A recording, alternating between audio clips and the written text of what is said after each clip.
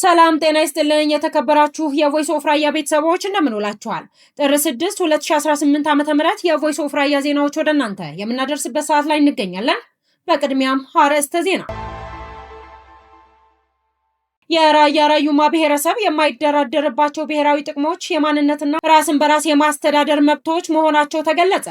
በትግራይ ክልል ምርጫ እንደሚካሄድ ምርጫ ቦርድ ለህግ አውጪዎች ገልጾ ለጠቅላላ ምርጫው ማስፈጸሚያ የ10 ቢሊዮን ብር በጀት መመደቡንም አሳውቋል። ከውጪ ፕሬዚዳንት ትራምፕ በሚኒሶታ ግዛት ላይ የበቀል እርምጃ እንደሚመጣ ማስጠንቀቃቸውንና ሌሎቹን በዝርዝር እንመለከታለን። እንድትከታተሉንም በአክብሮት እንጋብዛለን።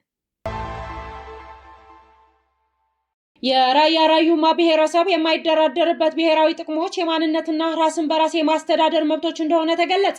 የራያ ህዝብ ለረጅም ዘመናት ያስቆጠረ የታሪክ፣ የባህል፣ ቋንቋና የጀግንነት ስነ ልቦና ባለቤት ሲሆን ብሔራዊ ጥቅም ማለት የህልውናና የማንነት ጉዳይ መሆኑ የማህበረሰብ አንቂዎች ገልጸዋል። የማንነትና የራስን እድል በራስ የመወሰን መብት የራያ ህዝብ የራሱ የሆነ ቋንቋ፣ ባህል፣ ስነ ልቦናና የታሪክ ትረካ ያለው ህዝብ በመሆኑ ራያ ማንነቱ ተከብሮ በራሱ ስም ተጠርቶና የራሱን ታሪክ ራሱ ጽፎ የመኖር መብቱ ዋነኛ ጥቅሙ እንደሆነ ተጠቁሟል። በራሱ ምድር ላይ በራሱ ልጆች የመመራትና የራሱን እድል የመወሰን መብት ከምንም በላይ የሚቀድምና የማይደራደርበት መብት እንደሆነና ታሪካዊ ርስትና የመሬቱ ይዞታው ለራያ ህዝብ የቀለብ ምንጭ ብቻ ሳይሆን የአባቶቹ አጽም ያረፈበት የተቀደሰ ስፍራ መሆኑም ተጠቁሟል። በተያያዘም የራያ ህዝብ ታሪካዊ ወሰኖች እንዳይሸረሸሩና መሬቱ ለባዕድ እንዳይሰጥ ህዝቡ እስከ ህይወት መስዋዕትነት ድረስ ከፍሏል፣ እየከፈለም ይገኛል ሲል የራያ ህዝብ ትግል ግድ የሚላቸው ማህበረሰብ አንቂዎች ጠቁማሉ። በመሆኑም በራያ ምድር የሚገኝ ማንኛውም በተፈጥሮ ሀብት ለማፈርና ውሃ እና ማዕድን ቀዳሚ ተጠቃሚው የራያ ህዝብ መሆን አለበት የሚለው አቋም ባህላዊ እሴቶችና የማህበረሰብ ትስስር ራያ ራዩማ ከስም በላይ የህይወት ፍልስፍና ነው ሲልም በማስረጃ በማስደገፍ ተንታኞች ይገልጻሉ።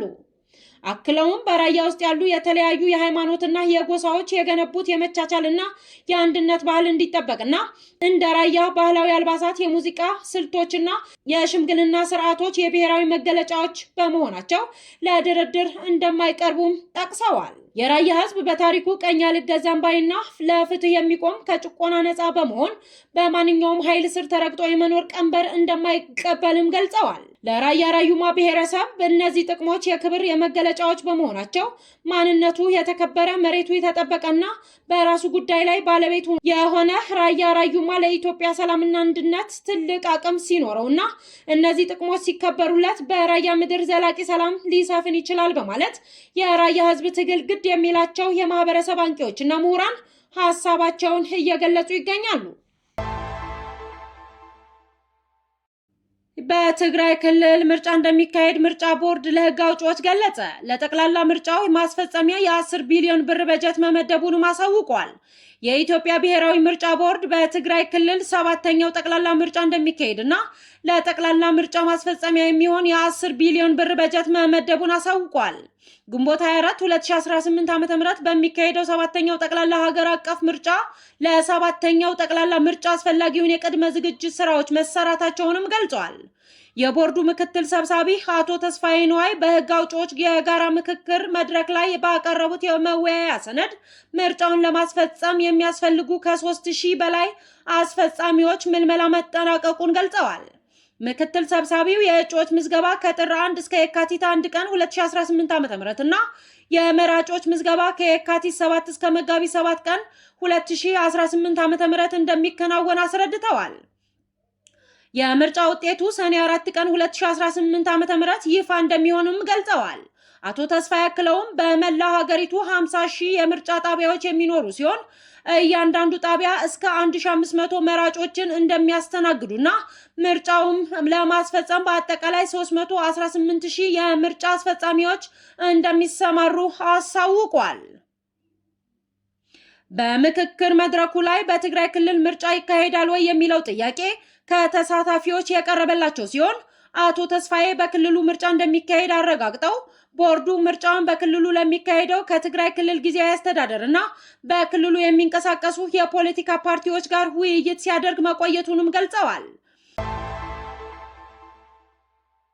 በአፍሪካ የአሜሪካ ጦር እዝ አፍሪኮም ማክሰኞ ዕለት ጦሩ ከሶማሊያ የፌዴራል መንግስት ጋር በመሆን የአልሸባብ ታጣቂዎች የሚገኙባቸው አካባቢዎች ላይ ጥቃት መፈጸሙ ተናገረ። አፍሪኮም ጥቃቱ የፈጸመው ቡድኑ የአሜሪካ ጦርና አሜሪካውያን ላይ ስጋት ለመፍጠር ያለውን አቅም ለማዳከም ነው ብሏል። ጥር 3 እና 5 2018 ዓ.ም እንዲሁ በአይሲስ ኢላማዎች ላይ የአየር ጥቃት መፈጸሙንም አስታውቋል።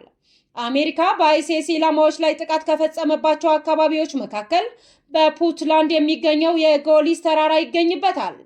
ጥር 1 2018 ዓ.ም እንዲሁም ከሞቃዲሾ 154 ኪሎ ሜትር ላይ በምትገኘው ቡርሄቦ በሚገኘው የአልሸባብ ኢላማ ላይ ድብደባ መፈጸሙም ተገልጿል። የአፍሪኮም እዝ ጥር 2 እና 3 2018 ዓ.ም በተጨማሪም ከሶማሊያ ባለስልጣናት ጋር በጥምረት ጥቃቶቹን መፈጸሙን ገልጿል። እስካሁን ድረስ በጥቃቱ ምን ያህል ታጣቂዎች እንደሞቱ ወይንም ጉዳት እንደደረሰባቸው የተባለ ነገርም የለም።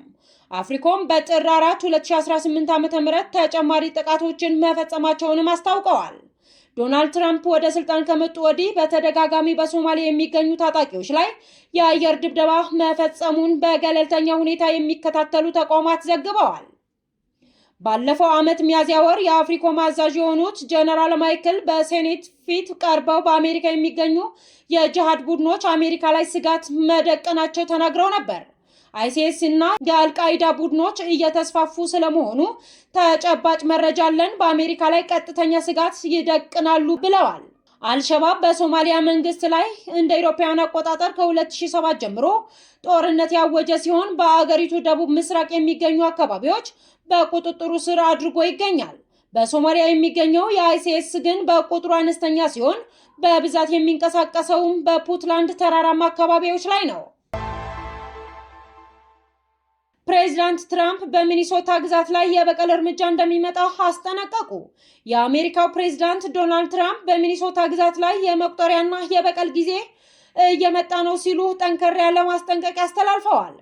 ትራምፕ ይህንን መልእክት ያስተላለፉት በሚኒሶታ ግዛት ባለስልጣናት ላይ ያላቸውን ቅሬታ ለመግለጽ ሲሆን በተለይም ከምርጫ ጋር በተያያዙ ውዝግቦችና በግዛቲቱ የጸጥታ ሁኔታ ዙሪያ ነው። ፕሬዚዳንቱ በትሩዝ ሶሻል ገጻቸው ላይ ባሰፈሩት ጽሑፍ በሚኒሶታ የሚገኙ የግራ ዘመን ፖለቲከኞች ለሰሩት ስራ ዋጋ ይከፍላሉ ሲሉ ዝተዋል።